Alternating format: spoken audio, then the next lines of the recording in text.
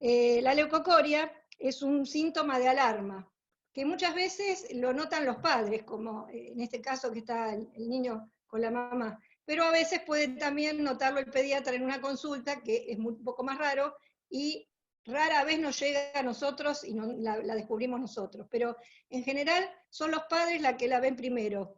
Es un signo de alarma, pero también tendría que ser más de alarma para que los padres consulten antes, porque a veces nos enteramos de que esa leucocoria fue intermitente al principio, no entendían muy bien de qué se trataba y el padre o la madre, o como hacemos a veces los papás y los abuelos, no queremos ver las cosas y minimizan el síntoma, y realmente es un síntoma tardío para algunas enfermedades.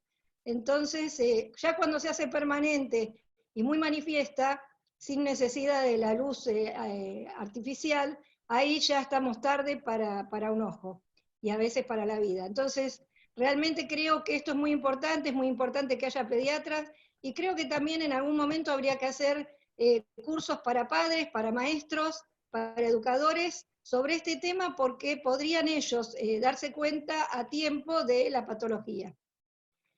Como les decía, la leucocoria, que es leucos blanco coria pupila, para si hay alguna persona que no es oftalmólogo o pediatra, es el reflejo de la luz en la masa blanca, que puede ser el cristalino que esté opaco, o sea, que no deja pasar la luz y rebota, o si el cristalino está transparente, como se ve en el segundo dibujo, la masa blanca retrolentar. Y vuelvo a repetir, siempre implica un severo compromiso ocular y a veces implica un severo compromiso de vida. Como les decía, las cataratas pueden ser cristalinianas o retrocristalineanas.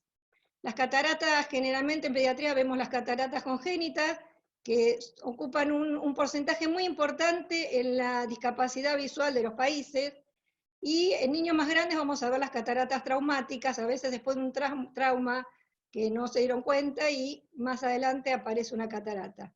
No sé si Guillermo después querrá decir algo de qué investiga cuando tiene un paciente con catarata, pero esta charla se va a dedicar más a las cataratas retrocristalinianas, que son las que tienen el cristalino transparente, porque es el signo más común de consulta del retinoblastoma y de otros tumores que pueden comprometer la vida del paciente.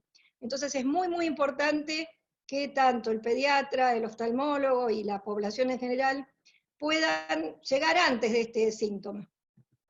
Y después vamos a ver. Hay muchísimos diagnósticos diferenciales. Si ustedes van a un libro pueden encontrar 30, 50 causas muy raras de leucocoria. Vamos a desarrollar las más comunes, las que vemos a diario, y alguna vez que otra vemos alguna enfermedad de Norrie, que es congénita, pero realmente los más comunes, las consultas más comunes que nos llegan, son las que están acá en esta lista. Bueno, el retinoblastoma por ser centro de derivación, enfermedad de Coats, que es la que más nos da y con la que más lidiamos con Guillermo en equipo. Bueno, las cataratas, las persistencias de vitrio, que antes fue un hito el hecho de tener ecografía. Antes, cuando yo empecé, tener un ecógrafo era muy difícil, nos manejábamos con un ecógrafo, con una sonda que abarcaba toda la órbita, era muy buena para ver la órbita, pero bueno, era rudimentario, y muchas veces en los primeros años, en la década del 80, principios de los 90, se llegó a enuclear algún ojo dudoso por persistencia in vitro. Actualmente, con los métodos actuales, ya prácticamente eso no pasa. Algunas toxocariasis, como vamos a ver después, pueden confundir con un retinoblastoma, algunas uveitis antiguas, el desprendimiento de retina antiguo y organizado, el médulo epitelioma, que después vamos a hablar un poquitito, que es un tumor muy raro. En el Garrahan han pasado más de 850 retinoblastomas, y médulo epiteliomas 20 y pico, o sea que en relación, ya el retinoblastoma es raro, el médulo epitelioma es muy raro, pero esto es para los oftalmólogos, hay que tenerlo en cuenta y después vamos a ver en qué momentos.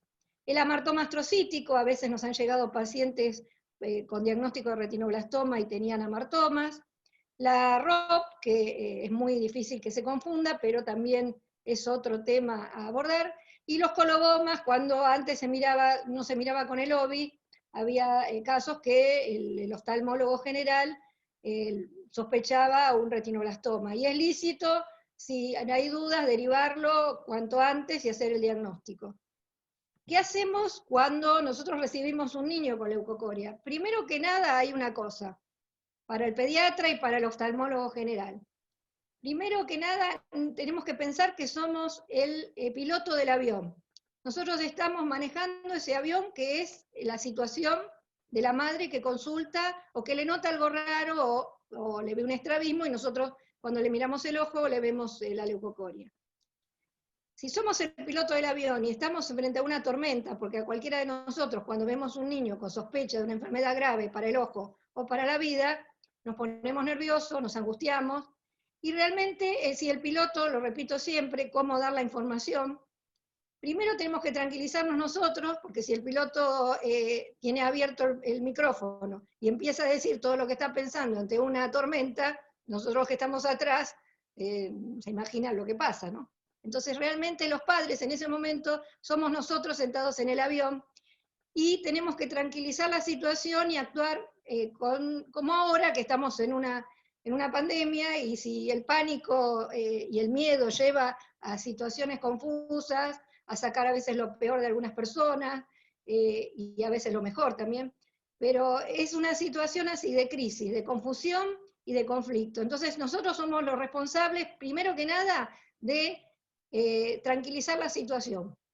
Entonces vamos a empezar con una anamnesis que nos va a dar mucho material para pensar, con los antecedentes personales, familiares, la edad del niño, la lateralidad, la alineación de los ojos, si hubo estrabismo o no, si hay, el examen de la fijación, eso va a salir del mismo examen de la alineación, el seguimiento, la agudeza visual, si la podemos tomar, el reflejo rojo. Esto, el pediatra si se entrena hasta acá puede hacerlo tranquilamente, y algunos pediatras se entrenan también en mirar fondos de ojo, aunque sea con el directo. Y a veces, bueno, pueden ellos mismos tener una presunción diagnóstica, sobre todo si están en un lugar alejado que no tienen el especialista muy cerca. Después, los exámenes oftalmológicos de los cuales vamos a hablar. En cuanto a los antecedentes, bueno, cuando tenemos un niño que tiene antecedentes perinatológicos de bajo peso, de prematurez, de haber recibido oxígeno, generalmente ya sabemos de qué se trata y sabemos a quién tenemos que recurrir, a los especialistas, que en nuestro país realmente también quiero felicitarlos porque hacen un trabajo impresionante en la retinopatía del prematuro, en todos los hospitales y en todas las clínicas de nuestro país. Bueno, a veces el retinoblastoma tiene antecedente de la mamá o el papá o un hermano, entonces ahí puede pasar que tenga otra cosa, pero en general ya sabemos que la carga genética es muy fuerte, y cuando un papá tiene retinoblastoma, el 50% de su descendencia puede tenerla cuando es genético, cuando es bilateral o multifocal unilateral. Generalmente la edad que la pensamos más en bebés lactantes, hay niños que nacen con retinoblastoma, y hasta los 4 o 5 años, pero no es excluyente, hemos tenido niños y hasta adolescentes con retinoblastoma, sobre todo la forma clínica, de la cual seguramente después va a hablar mucho Guillermo, que nos hace confundir con la enfermedad de Coats, que es la forma de crecimiento infiltrativo difusa, que generalmente casi siempre es unilateral, y que es un tumor que crece, como vamos a ver después, en el espesor de la retina y no da masa, y es el que más nos confunde con la enfermedad de Coats, porque es unilateral, porque no tiene masa y demás. Después con Guillermo vamos a seguir con ese tema. La persistencia de vitrio, que generalmente es unilateral, la toxocariasis generalmente es unilateral, y algunas uveitis pueden ser bilaterales, pero tenemos el antecedente inflamatorio y algunos datos que después vamos a ver en el examen. Y a veces el antecedente traumático también nos puede ayudar a pensar en un desprendimiento de retina traumático. Antes de ir a la ecografía, ¿no?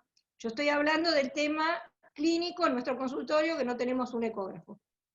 El examen de la fijación y seguimiento, la agudeza visual vamos a poder tomarla en los lactantes, con el oftalmopediatra está muy entrenado en darse cuenta si el ojo ve, no ve, y más o menos qué agudeza va teniendo en el examen, cómo fija, cómo mantiene esa fijación, a la oclusión y desoclusión, y cómo sigue, cómo hace la sonrisa social y demás.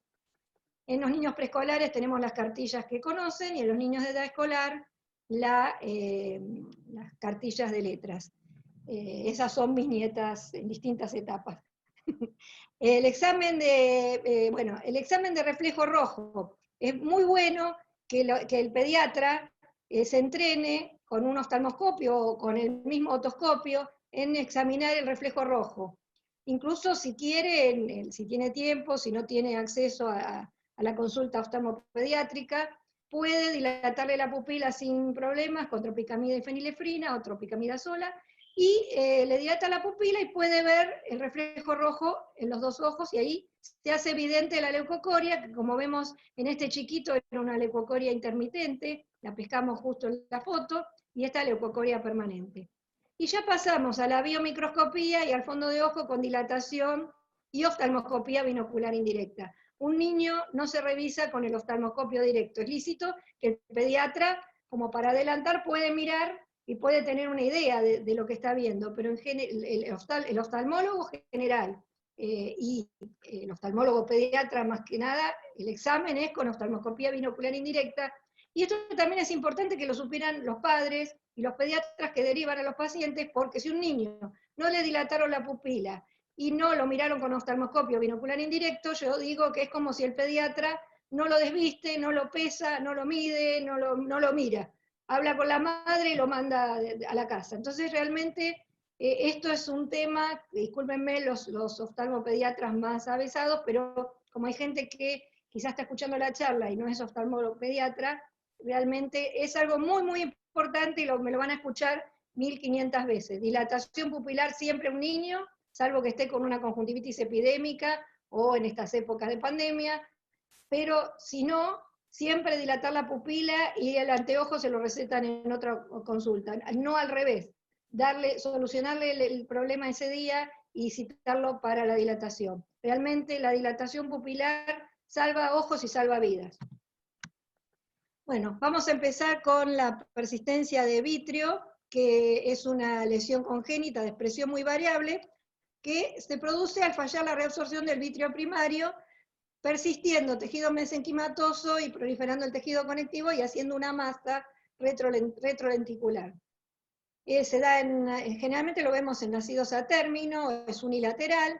Muchas veces el ojo microoftálmico, que puede ser muy leve y a veces no nos damos cuenta, generalmente tienen catarata o una polar posterior, una catarata más avanzada, como en una de las fotos que se ve, y esta catarata puede progresar y a veces nos llega la catarata completa, y después descubrimos, antes de operarlo, en una ecografía muy importante, y supongo que después va a hablar Guille un poquito, descubrimos la persistencia de vitrio, es muy importante para la decisión de la cirugía. Y otra de las cosas, en una catarata unilateral, hay que descartar el médulo epitelioma, del cual después voy a hablar un poquito. Y algo muy típico que se ve es la atracción sobre los procesos ciliares, que resultan visibles detrás de la masa, como podemos ver acá. No sé si se ve muy bien porque la foto no es muy feliz, pero esta tracción de los procesos ciliares y esta imagen que ustedes ven, traccional, cóncava, hacia el fondo de ojo, con a veces el aspecto de sinequia, es muy típica. Y también es muy importante para diferenciar con las masas tumorales, que son imágenes que vienen hacia nosotros, convexas.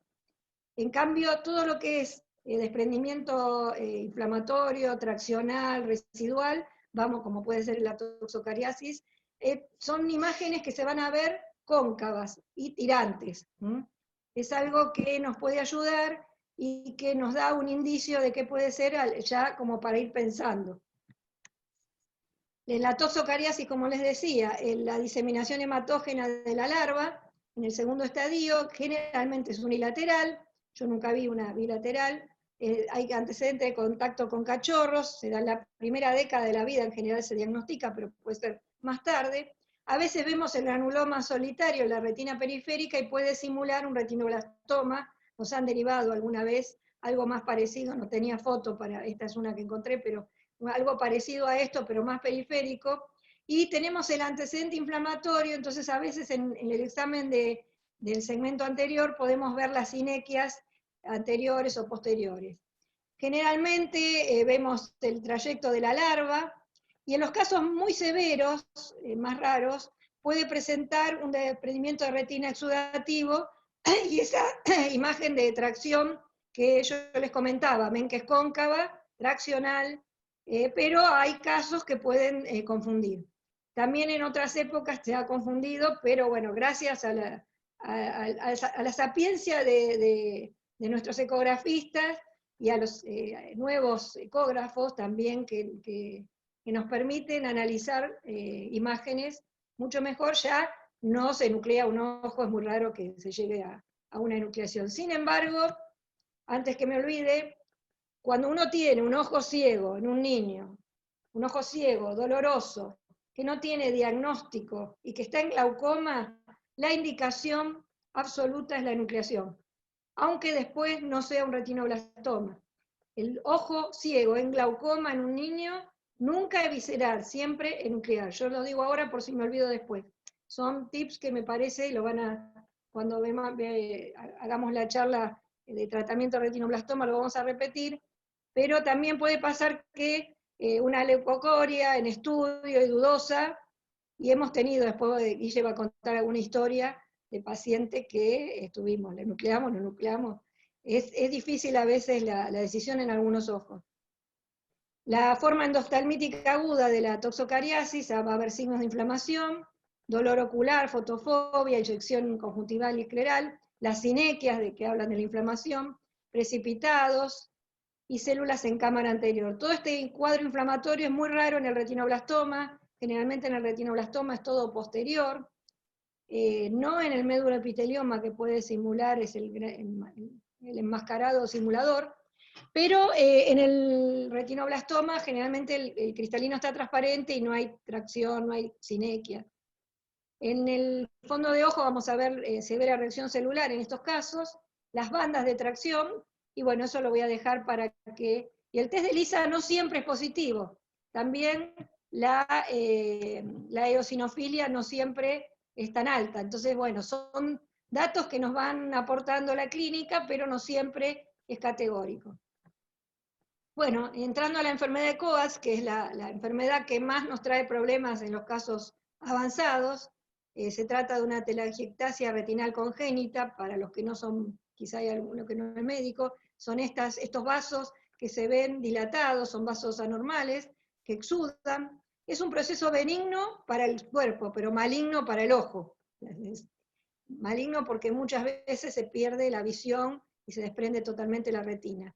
Se da más en varones, eso también para la parte de cuando uno hace la anamnesis, pero hemos visto en niñas y hemos visto algunos, es unilateral en el 90% de los casos, pero hemos visto casos bilaterales. Y generalmente son niños mayores cuando llegan con el diagnóstico de leucocoria, mayores de 4 años. Este era más chiquitito, este paciente me autorizó su foto, ahora ya es un muchacho de más o menos, debe tener 30 años, se nucleó los primeros años del hospital porque, bueno, ya les cuento, es uno de los pocos persistencia de vitrio que se nucleó, él vive muy bien y que realmente lo sigo viendo una vez por año y aunque soy oftalmopediatra no me abandona. Las anomalías, estas anomalías vasculares exudan, como ya les decía, una exudación intrarretinal y subretinal masiva de cristales de colesterol sobre todo, y da un desprendimiento de retina exudativo. Acá vemos la evolución de algunos casos, cómo esa exudación va arruinando la retina, acá está el desprendimiento de retina exudativo, y estos cristales de colesterol birefringentes van a dar un aspecto amarillento, que por eso la diferencia entre la leucocoria y la xantocoria. Es xantocoria por el color amarillento, pero no siempre se cumple esto y muchas veces hemos visto enfermedad de Coats que tienen una leucocoria, porque ya está organizado, lleva un tiempo, he visto calcio, y realmente uno, ahora bueno, ese tema vamos a dejarlo para Guillermo. El diagnóstico diferencial más difícil para nosotros es el infiltrativo difuso, ese tumor que engrosa la retina y la desprende, y no da calcio porque cuando el tumor va creciendo, ¿Por qué se produce el calcio en el retinoblastoma? Porque crece tanto que no pueden sus vasos, neovasos intratumorales, no crecen en la misma medida que crece el tumor.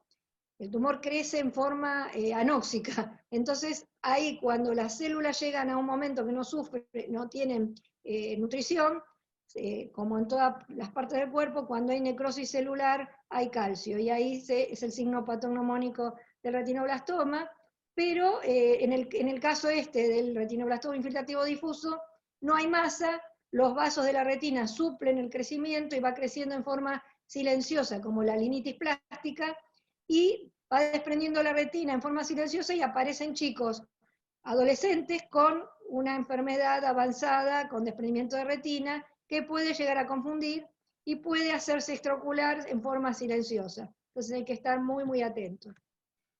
Nos han derivado casos de amartomas astrocíticos, que generalmente son lesiones más ovaladas, con un color más rosado, grisáceo, y los vasos pasan por arriba. Después vamos a ver una foto de un retinoblastoma en el que el vaso viene y se interna, no sigue de largo por encima del tumor. El vaso va al tumor a nutrirlo y se hunde en el tumor. Puede ser simple o múltiple, y en los múltiples tuvimos un caso derivado que le habían dicho que era un retinoblastoma multifocal bilateral, tenía múltiples tumores chiquitos en la retina y la verdad que parecía un retinoblastoma de inicio multifocal. Todos los tumores eran del mismo tamaño y eso es muy raro, generalmente crecen multifocales y de distintos tamaños y de distinto tiempo de mutación, entonces algunos están más crecidos, endofíticos, y otros no. En este caso eran todos tumores más parecidos, pero también pueden aparecer en forma múltiple en la esclerosis tuberosa y van creciendo también en forma asimétrica, pero nunca tan asimétrica como el crecimiento del retino. Y bueno, ese chiquito llegó antes de tener la imagen, de tener la resonancia. Por eso yo aconsejo, cuando van a derivar un paciente del interior para el tratamiento o el estudio en nuestro hospital, que tiene que viajar quizá desde una zona muy lejana, y que su obra social o su prepago no le cubre en Buenos Aires, es muy, muy importante, antes de derivarlo, contener a los padres en su lugar de origen y hacerle la resonancia con y sin contraste del cerebro y órbita, porque, por ejemplo, este chiquito tenía las lesiones que hacían el diagnóstico de la esclerosis. Y bueno, no fue un retinoblastoma. Algunos también se pueden calcificar. No sé cómo vamos con el tiempo. ¿Vamos bien? Perfecto, Adri. Bueno, y el médulo epitelioma, que siempre lo quiero poner porque es un tumor enmascarado para los oftalmólogos, que puede simular enmascarado porque simula muchos cuadros clínicos distintos, y sobre todo en el glaucoma congénito y en la catarata congénita unilaterales, los dos, pueden llevar a un desastre en cuanto a la situación del paciente, porque puede costarle la vida. Porque es un tumor infrecuente, originado del epitelio medular primitivo no pigmentado, generalmente es de cuerpo ciliar porque se forma en el borde anterior de la copa óptica, pero el 90 y pico % de los casos de médula epitelioma fueron del cuerpo ciliar. Pero puede estar también en la cabeza del nervio óptico o en la retina. Y puede ser benigno o maligno, y cuando es maligno, es muy maligno, y si se escapa del ojo, mientras está en el ojo, no pasa nada, pero cuando se escapa del ojo, se cobra la vida del paciente. Y hay distintas formas clínicas. Se puede presentar como una catarata unilateral, que puede tener esta muesca, porque como están en el cuerpo ciliar y afloja la zónula, da este coloboma de cristalino. Puede estar el coloboma de cristalino sin tener catarata, pero en un niño que uno va a operar una catarata unilateral, en este momento es obligatorio hacerle una VM para descartar la lesión en el cuerpo ciliar, y si el cuerpo ciliar está libre, uno puede avanzar con la cirugía. Pero si hay alguna duda, es lícito esperar a estar seguros, porque los casos que fueron fatales de esta enfermedad fueron casos que fueron operados de catarata, de glaucoma o de vitrectomía. Escaparon del ojo y fueron terribles. El glaucoma unilateral, también en edema corneal, también lo mismo que para la catarata, hacer VM, aunque cueste que buscar todas las formas, Yo recuerdo los primeros años del hospital, nosotros no teníamos, y muchos años no tuvimos, y en su momento quiero agradecer al cielo, a Jorge Benosi, que nos hacía las VM gratis para los pacientes, y bueno, después Esteban, y bueno, y también el grupo de la Gleice. También otra de las formas de presentación es la rubiosis de iris, y la atrofia de iris localizada, y muchas veces hay un vaso centinela en la conjuntiva. El coloboma de cristalino, que es típico, a veces se ve, puede dar un astigmatismo progresivo. Hay un caso de la doctora Yamina Laye, que el chico en una semana evolucionó con un astigmatismo unilateral, sin cambios corneales, y ella sospechó algo raro, y después resultó que encontramos la lesión una lesión en el cuerpo ciliar que nunca supimos con Guillermo si era un médulo epitelioma, porque fue el único caso que no se nucleó de los pacientes, porque los otros fueron más avanzados. Este caso le pusimos una placa de braquiterapia localizada sobre la zona, terminó con una catarata y después una cirugía de catarata con lente, pero ahora ya es un hombre también, y el ojo tiene 6 décimas y lo conservó, y la lesión sigue tranquila. Así que realmente supongo que fue un médulo epitelioma de cuerpo ciliar, que crecía, y bueno, cuando hicimos la braquiterapia dejó de crecer. A veces puede presentarse como un desprendimiento de retina, o como un pseudo retinoblastoma. El único caso que tuve, que fue sobre la papila, la forma de presentación sobre el nervio óptico, o sea, un médulo epitelioma de nervio óptico, que lo derivaron como un retino. Ustedes ven esta imagen que ven acá abajo, era un perfecto retinoblastoma, con calcio incluso. Cuando le hicimos, bueno, la leucocoria catarata ya se la mostré, la VM, las imágenes también pueden, la resonancia también puede verse. Bueno, después ahí hay una ecografía, la VM, y este caso que en la literatura hay menos de 10 casos reportados, por eso yo lo muestro, porque en el momento que lo recibimos, hace muchos años, ese nenito ya debe tener, ya debe ser también un hombre, no lo volvimos a ver. Este paciente, cuando le hicimos las imágenes, es este nene que pescamos la leucocoria intermitente en la foto, tenía este síntoma que era que lo refería a la madre, lo único que le medía a la madre era que el ojo se le ponía colorado, y o sea, hacía como una celulitis. Esto se puede ver en algunos retinoblastomas también, por los factores de necrosis tumoral, y de repente estaba bien, como está acá, y de repente estaba así. Justo pescó una foto la mamá.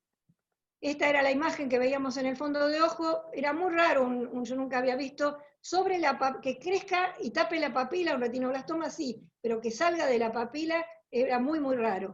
Nosotros no conocíamos el tema en ese momento, no llegamos a las publicaciones a tiempo, y realmente en la ecografía se veía el nervio óptico engrosado, en las imágenes se veía como un glioma, y los neurocirujanos de nuestro hospital decidieron operar el glioma, y dentro de la cirugía nos llamaron para hacer la enucleación porque se dieron cuenta que no era un glioma. Hicimos la enucleación porque el ojo iba a ser ciego, resultó un médulo epitelioma de nervio óptico. La médula ósea y la punción lumbar dieron negativas, y bueno, la anatomía patológica fue un médulo epitelioma. En las ROP, bueno, ya lo habíamos hablado antes. Los colobomas a veces pueden ser derivados a nuestra consulta pensando en una imagen. Si uno la mira con un directo puede dar la sensación de que viene hacia ellos la imagen, pero bueno, sabemos que no tiene masa. Los pliegues retinales a veces. Y también al revés, algunas veces nos han llegado en otras épocas pseudoendoftalmitis con pseudohipopion, y realmente se trataba de retinoblastomas con infiltración en la cámara anterior. Acá ya entrando en el tema retinoblastoma muy por arriba, porque vamos a hacer una reunión específica de retinoblastoma con actualización del tratamiento para los que les interese, pero bueno, rápidamente el retinoblastoma puede ser uni o bilateral, la mayoría son no hereditarios, salvo algunos casos hereditarios que tienen la mutación germinal también, que son unilaterales y multifocales, y por alguna razón no se presentó el tumor en el otro ojo, porque tiene una penetrancia variable e incompleta. Pero el retinoblastoma hereditario, que tiene para que se produzca un retinoblastoma, tiene que haber 2 mutaciones. La primera se da en la célula, la trae el paciente en la célula germinal, y luego la segunda mutación en la retina. Eso en los hereditarios. En los no hereditarios unilaterales, muta una célula de la retina en un solo foco, se dan las 2 mutaciones juntas y se desarrolla el tumor unilateral unifocal. El tema de los hereditarios es que esa mutación genética, que puede ser heredada de los padres, o una mutación de novo en ese niño, lo va a predisponer durante toda su vida a segundos, terceros, cuartos tumores malignos si sobrevive a los anteriores. Realmente eso hace que cambie la manera de encarar el tratamiento, y lo vamos a ver en la otra charla. Los signos y los síntomas van a depender de la localización y la extensión. Los estadios iniciales, que pueden ser apenas un puntito que vemos en la retina, por eso el primer examen de un niño tiene que ser en el primer trimestre de nacido, pero ahí puede, si es un chico que tiene una tendencia a hacer un tumor, puede crecer y puede ser que en el primer examen no lo veamos, porque revisar un bebé que llora, a veces, por más avesados que seamos y que tengamos experiencia y demás, puede pasársenos una lesión. Entonces yo aconsejo, si es posible, el primer examen en el primer trimestre y uno a los 6-8 meses de ese primer examen. O sea, un bebé sería ideal que tuviera 2 fondos de ojo en el primer año de vida. Y después, una vez por año, hasta el ingreso escolar o más, de acuerdo a los antecedentes, la situación. Pero ahí pesquisaríamos esta enfermedad a tiempo para salvar el ojo. El tema del estrabismo es muy importante tenerlo en cuenta, porque generalmente cuando uno habla con los padres de un paciente que ya llega con una leucocoria, si uno indaga, el niño ya le habían visto que desviaba en forma intermitente o permanente ese ojito. Y realmente está minimizado el tema del estrabismo, y todavía en la comunidad médica general, y a veces en algunos pediatras ha pasado que han minimizado el tema, y que se ha demorado a veces meses el diagnóstico, dado que minimizaron ese estrabismo. El estrabismo hay que esperar si tiene un fondo de ojo con dilatación pupilar realizado, porque un tumor, que estos ya tienen un tamaño mediano, con calcio que ya nos indica que tiene un tiempo de crecimiento, si la mácula está libre no se va a desviar el ojo. Este fue un hallazgo, un tumor enorme, que tenía 10 décimas de visión.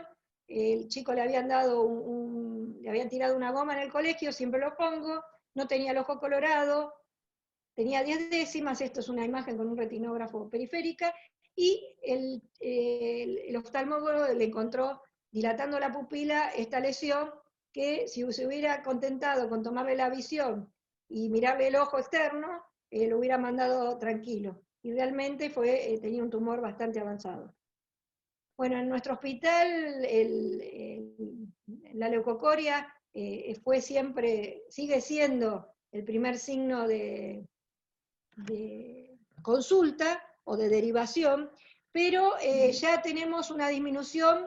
Al 2017 teníamos del 98, que teníamos 85%, el 65%, y sigue bajando gracias a que la oftalmopediatría, y también quiero agradecer a la SAOI, a Viviana, ahora a Fernando y a todos los presidentes y comisiones que pasaron, que también está Caro en ella. Realmente quiero agradecer porque se ha divulgado el tema de la pesquisa, y realmente también el doctor Lavín en su época lo decía, hay que dilatarle la pupila a los niños. Gracias a eso se está disminuyendo, y tenemos niños que consultan ya con posibilidad de conservar ojos, que antes no teníamos, y posibilidad de salvarle la vida. Porque la leucocoria es un signo tardío, y la mayoría de las veces es necesaria la enucleación. O sea que el diagnóstico precoz, este chico llegó con ambos ojos, hubo que nuclearle ambos ojos, estaba en glaucoma bilateral. Hace poquito no pude poner la foto, me mandó su foto, está bárbaro, por eso tampoco cuando hay enucleación bilateral, desgraciadamente, es triste, pero realmente hacen una vida, cuando sus padres los acompañan y todo el entorno, hacen una vida productiva y pueden, o sea, siguen viviendo bien. Ya es un hombre también. Y me autoriza a poner su fotito así. Bueno, el diagnóstico precoz, si este chico en sus ojos lo hubiéramos pescado en esta situación, hubiéramos podido conservar ambos ojos. Tenemos que erradicar en el examen del oftalmopediatra y del oftalmólogo, el directo, bueno, ahora en tiempo de pandemia más que nunca, pero es para ver detalles, pero para fondo de ojo y ver toda la retina, oftalmoscopía binocular indirecta. Estos son pacientes que nos llegaban en la época del inicio, en la época de que nos llegaban pacientes como el dibujo de Wardrop, de 1800. Y realmente eso lo vemos mucho menos y ya casi hará 2 o 3 años llegó uno de una comunidad alejada, muy cerrada, y realmente, bueno, ya es muy raro que llegue en nuestro país, pero en lugares de Asia y África los pacientes mueren.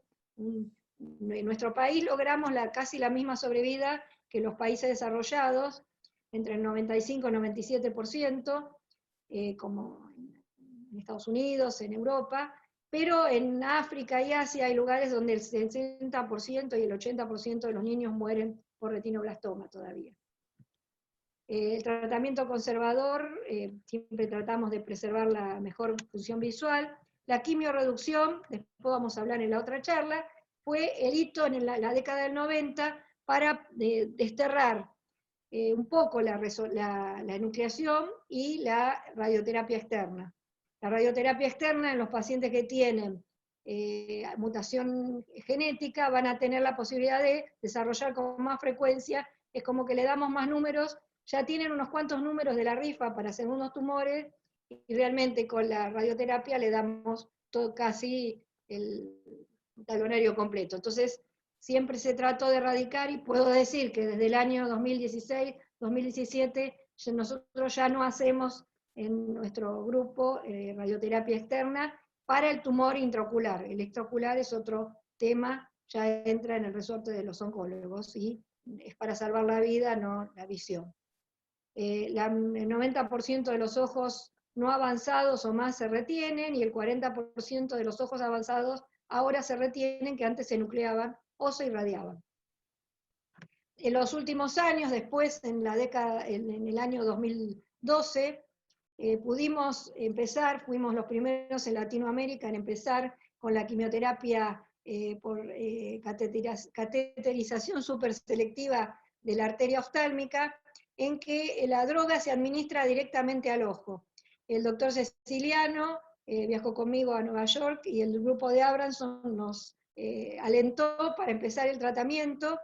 A mí me daba un poco de impresión eso de que llegaran a mis pacientes atrás del nervio, pero bueno, realmente agradezco a Dios que podamos haber empezado, y el doctor Ceciliano fue el primero en Latinoamérica y es instructor para otros países, y él realmente, bueno, es un lujo que lo tenemos en el Hospital Austral, y también él nos hace todos los pacientes de la Fundación Zambrano, los maneja él, en la quimioterapia intraarterial en el hospital, y también hay un grupo que se ha entrenado con él, el doctor Requejo, en el Hospital Garrahan.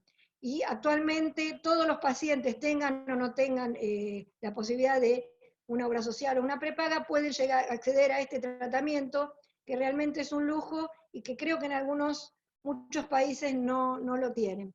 Es muy dependiente del que lo realiza, porque tiene que ser un neuroradiólogo muy avesado y súper entrenado en este tema, porque un tema es, para llegar a ubicar la arteria oftálmica, tienen que llegar por controlarlo por radioscopía. Si el neuroradiólogo tiene que chequearlo muchas veces, lo está irradiando casi igual que si lo hiciéramos radioterapia externa. Entonces, en estos chicos es muy importante la rapidez con que se realiza, y bueno, después este tema lo vamos a desarrollar mejor en la otra charla. Bueno, una vez que nosotros hacemos, igual no todos los chicos pueden acceder al tratamiento de quimio superselectiva por la edad y el peso. Los bebés menores de 8 meses o 7 meses y que tengan menos de 8 kilos, a veces porque las arterias son muy pequeñas no pueden, y se hace primero quimioterapia sistémica. Hay grupos que solo reservan la quimioterapia intraarterial para los casos que no responden al tratamiento, como empezamos nosotros al comienzo. Ahora en algunos casos vamos directamente en niños más grandes. La base de tratamiento a grandes rasgos, porque ya les digo, vamos a entrar en el tema en otra charla, es ir achicando el tumor para hacerlo pasible de un tratamiento secundario de consolidación, que puede ser el diodo láser, con la forma fotocoagulación o termotratamiento transpupilar, TTT, que es a baja potencia y en forma continua, como si lo pusiéramos en el microondas, calentamos las células tumorales y se produce necrosis tumoral. Pero esto no se puede hacer si el tumor es así grande, con la retina desprendida. Primero se aplica la quimiorreducción, se reduce, la retina se aplica, tanto con la quimio sistémica como la quimio intraarterial, y tenemos el tumor más chico y después es pasible, como en este caso, de termotratamiento transpupilar y llega a una escara curada.